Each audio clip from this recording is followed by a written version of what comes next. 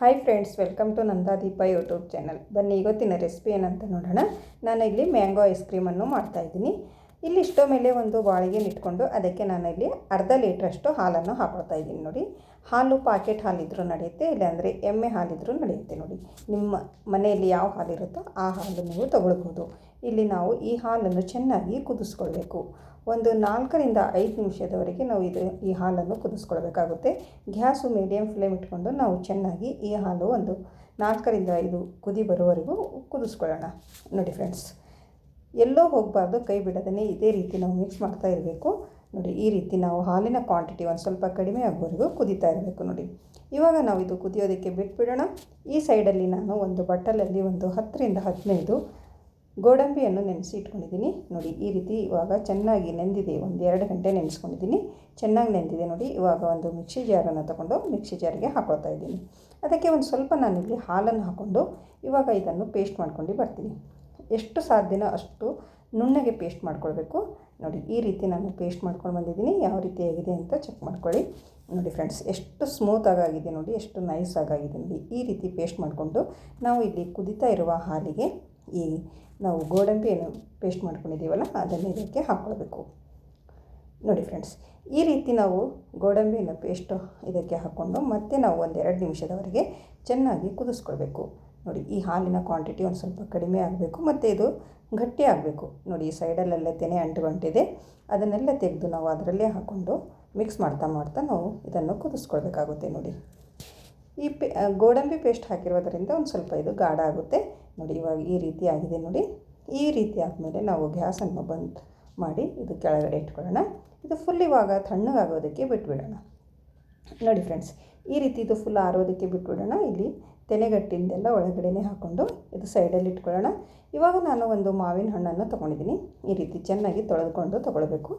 ಇವಾಗ ಇದನ್ನು ಕಟ್ ಮಾಡಿಕೊಂಡು ನಾವು ಈ ಮಾವಿನ ಹಣ್ಣಿನಲ್ಲಿರುವ ಈ ಪಲ್ಪನ್ನು ನಾವು ತೆಕ್ಕೊಳ್ಬೇಕಾಗುತ್ತೆ. ನೋಡಿ, ಈ ರೀತಿ ಒಂದು ಸ್ಪೂನ್ನಿಂದ ನಾವು ಈ ಮಾವಿನ ಹಣ್ಣಿನಲ್ಲಿರುವ ಒಂದು ಪಲ್ಪನ್ನು ತೆಗೆದುಕೊಂಡು ಇಟ್ಕೊಳ್ಳೋಣ. ನಾನಿಲ್ಲಿ ಒಂದೇ ಒಂದು ಮಾವಿನ ಹಣ್ಣಿನಿಂದ ಈ ಐಸ್ ಕ್ರೀಮನ್ನು ಮಾಡ್ತಾಯಿದ್ದೀನಿ. ನೋಡಿ ಫ್ರೆಂಡ್ಸ್, ಈ ರೀತಿ ನಾನು ಇದರಲ್ಲಿರುವ ಪಲ್ಪನ್ನು ತೆಗೆದುಕೊಂಡು ಇಟ್ಕೊಂಡಿದ್ದೀನಿ. ಇವಾಗ ಒಂದು ಮಿಕ್ಸಿ ಜಾರನ್ನು ತಗೊಂಡು ಆ ಮಿಕ್ಸಿ ಜಾರಿಗೆ ಹಾಕೊಳ್ಳೋಣ. ನೋಡಿ ಫ್ರೆಂಡ್ಸ್, ಈ ರೀತಿ ನಾವು ಮಾವಿನ ಹಣ್ಣನ್ನು ಮಿಕ್ಸಿ ಮಾಡ್ಕೊಂಡು ಬರಬೇಕಾಗುತ್ತೆ. ಈ ರೀತಿ ಮಾಡ್ಕೊಂಡು ಬಂದಿದ್ದು ನೋಡಿ, ಮಾವಿನ ಹಣ್ಣಿನ ಪೇಸ್ಟ್ ಈ ರೀತಿಯಾಗಿದೆ. ನೋಡಿ, ಸ್ಮೂತಾಗಿ ಪೇಸ್ಟ್ ಆಗಬೇಕು. ಇವಾಗ ನಾವು ಇಲ್ಲಿ ಹಾಲನ್ನು ಕುದಿಸಿ ಇಟ್ಕೊಂಡಿರುವ ಈ ಹಾಲನ್ನು ಈ ಮಾವಿನ ಹಣ್ಣಿನ ಮಿಕ್ಸಿ ಜಾರಿಗೆ ಹಾಕೊಳ್ಳೋಣ.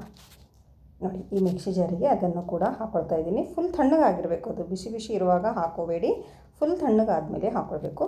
ಮತ್ತು ಅದಕ್ಕೆ ನಾನು ಇಲ್ಲಿ ಸಕ್ಕರೆ ಬದಲಾಗಿ ಬೆಲ್ಲವನ್ನು ಯೂಸ್ ಮಾಡ್ತಾಯಿದ್ದೀನಿ. 1 ಕಪ್ಪಷ್ಟು ಬೆಲ್ಲ ಮತ್ತು ಒಂದು ಸ್ವಲ್ಪ ಏಲಕ್ಕಿ ಪೌಡ್ರನ್ನು ಹಾಕ್ಕೊಂಡಿದ್ದೀನಿ. ನೋಡಿ, ಈ ಟೈಮಲ್ಲಿ ನೀವು ಸಕ್ಕರೆ ಹಾಕೋದಾದರೆ ನಿಮಗೆ ಹಾಲು ಕುದಿಯುತ್ತಿರುವಾಗ ನೀವು ಸಕ್ಕರೆ ಹಾಕ್ಕೊಳ್ಬೇಕು. ಬೆಲ್ಲ ಹಾಕೋದಾದರೆ ಇವಾಗ ಮಿಕ್ಸಿ ಮಾಡೋ ಟೈಮಲ್ಲಿ ಹಾಕ್ಕೊಳ್ಬೇಕು. ನೋಡಿ, ಈ ರೀತಿ ನಾನು ಮಿಕ್ಸಿ ಮಾಡ್ಕೊಂಡು ಬಂದಿದ್ದೀನಿ. ಇವಾಗ ನಾವು ಐಸ್ ಕ್ರೀಮ್ ಸೆಟ್ ಮಾಡೋದಕ್ಕೆ ಈ ರೀತಿ ಯಾವುದಾದ್ರೂ ಒಂದು ಬಾಕ್ಸ್ ತೊಗೊಳ್ಳಿ. ನಿಮ್ಮ ಹತ್ರ ಕೇಕ್ ಟೀನ್ ಇದ್ದರೆ ಕೇಕ್ ಟೀನ್ ತೊಗೊಳ್ಳಿ, ಪ್ಲಾಸ್ಟಿಕ್ ಇದ್ದರೆ ಪ್ಲಾಸ್ಟಿಕ್, ಗ್ಲಾಸಿಂದಿದ್ದರೆ ಗ್ಲಾಸಿಂದು ಯಾವುದಾದ್ರೂ ಒಂದು ಬಾಕ್ಸ್ ತೊಗೊಂಡು ಅದರಲ್ಲಿ ಮಿಶ್ರಣವನ್ನು ಹಾಕಿ ನಾನು ಒಂದು ಸ್ವಲ್ಪ ಮೇಲಿಂದ ಡೆಕೋರೇಟ್ ಕಡೆಯಿಂದ ಒಂದು ಸ್ವಲ್ಪ ಪಿಸ್ತಾ ಮತ್ತು ಬಾದಾಮನ್ನು ಹಾಕ್ಕೊಳ್ತಾ ಇದ್ದೀನಿ. ನೋಡಿ, ಈ ರೀತಿ ಹಾಕ್ಕೊಂಡು ನಾವು ಇದನ್ನು ಸೆಟ್ ಮಾಡೋದಕ್ಕೆ ಒಂದು 6 ರಿಂದ 8 ಗಂಟೆ ನಾವು ಇದನ್ನು ಫ್ರಿಜ್ಜಿನಲ್ಲಿ ಇಟ್ಕೊಳ್ಬೇಕು. ನೋಡಿ ಫ್ರೆಂಡ್ಸ್, ಇವಾಗ ನಾನು ಇದು ಢಕ್ಕನವನ್ನು ಮುಚ್ಚಿ ಒಂದು 6 ರಿಂದ 8 ಗಂಟೆ ನಾನು ಫ್ರಿಜ್ಜಿನಲ್ಲಿ ಇಟ್ಕೊತಾ ಇದ್ದೀನಿ. 8 ಗಂಟೆ ಆದಮೇಲೆ ನಿಮಗೆ ತಂದು ತೋರಿಸ್ತೀನಿ ಯಾವ ರೀತಿಯಾಗಿದೆ ಅಂತ ನೋಡ್ಕೊಳ್ಳೋಣ. ನೋಡಿ, ಇವಾಗ 8 ಗಂಟೆ ಆಯಿತು.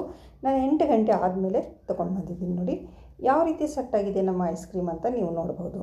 ಸೂಪರಾಗಿರುವ ನಮ್ಮ ಮ್ಯಾಂಗೋ ಐಸ್ ಕ್ರೀಮ್ ರೆಡಿ ಆಯಿತು. ನೋಡಿದ್ರೆ ಫ್ರೆಂಡ್ಸ್, ಎಷ್ಟು ಚೆನ್ನಾಗಿ ಬಂದಿದೆ ಅಂತ.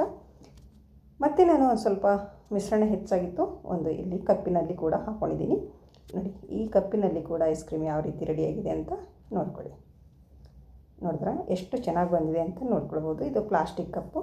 ಈ ರೀತಿ ನಾವು ಇದನ್ನು ತೆಗೆದು ಈ ರೀತಿ ಐಸ್ ಕ್ರೀಮ್ ರೆಡಿ ಮಾಡ್ಕೊಳ್ಬೋದು. ನೋಡಿದ್ರೆ ಕಪ್ಪಿನಲ್ಲಿ ಕೂಡ ಐಸ್ ಕ್ರೀಮ್ ಚೆನ್ನಾಗಿ ಬಂದಿದೆ ಮತ್ತು ಈ ಬಾಕ್ಸಲ್ಲಿ ಕೂಡ ಎಷ್ಟು ಚೆನ್ನಾಗಿ ಬಂದಿದೆ ಅಂತ ನೋಡ್ಕೊಳ್ಬೋದು. ಇವಾಗ ನಾನು ಈ ಬಾಕ್ಸನ್ನಲ್ಲಿರುವ ಐಸ್ ಕ್ರೀಮನ್ನು ನಿಮಗೆ ತೆಗೆದು ತೋರಿಸ್ತೀನಿ. ನೋಡಿ, ಎಷ್ಟು ಚೆನ್ನಾಗಿ ಬಂದಿದೆ ಅಂತ ನೋಡಿ. ಸೂಪರಾಗಿರುವ ನಮ್ಮ ಮ್ಯಾಂಗೋ ಐಸ್ ಕ್ರೀಮ್ ರೆಡಿ ಆಯಿತು. ಐ ಹೋಪ್ ಇವತ್ತಿನ ವಿಡಿಯೋ ಇಷ್ಟ ಆಗಿದೆ ಅಂತ ಅನ್ಕೋತೀನಿ. ಇಷ್ಟ ಆದರೆ ಒಂದು ಲೈಕ್ ಮಾಡಿ ಮತ್ತು ಈ ರೆಸಿಪಿಯನ್ನು ನಿಮ್ಮ ಫ್ಯಾಮಿಲಿ ಆ್ಯಂಡ್ ಫ್ರೆಂಡ್ಸಿಗೆ ಶೇರ್ ಮಾಡಿ ಫ್ರೆಂಡ್ಸ್.